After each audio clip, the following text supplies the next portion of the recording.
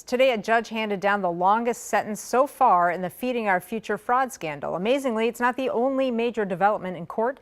Turns out the $250 million estimate is only a drop in the bucket to what the fraud cost the taxpayers. Lou Raguse lays it all out for us.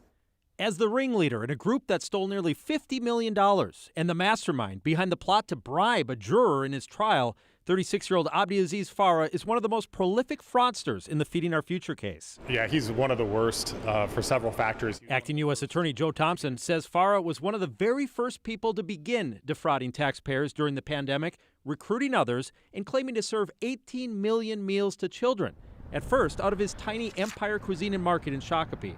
Eventually making more absurd claims, such as serving kids in big open fields to the tune of nearly $50 million.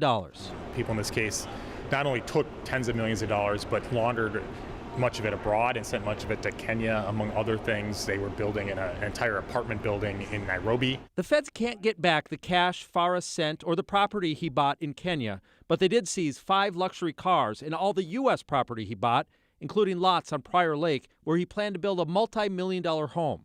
At his sentencing hearing, Farah apologized for trying to bribe one of his jurors, saying he panicked, but he said nothing of his role in the fraud scheme. The sense I got was he's sorry he got caught. Judge Nancy Brazel sentenced Farah to 28 years in prison, the longest sentence so far among the pandemic meal fraud suspects. And afterwards, Thompson updated the scope of the overall loss of taxpayer money. So the $50 million that they took, most of that's in addition to the $250 million that's commonly cited as the total loss amount in this case. So the total loss in this case is well in excess of $300 million and possibly in excess of $400 million. Now, the reason for that, the $250 million number accounts for the fraud that was run through the nonprofit sponsor called Feeding Our Future.